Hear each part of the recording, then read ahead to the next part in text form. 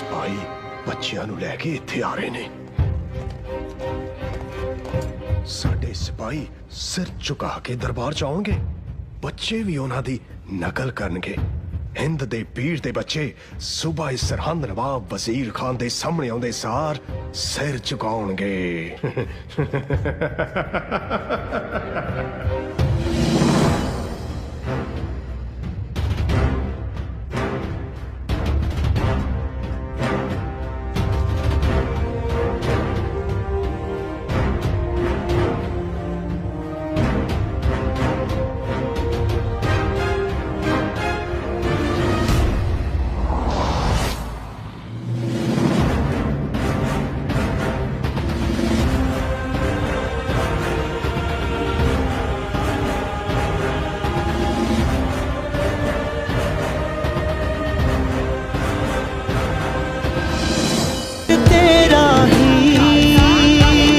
दरबार सच्चा।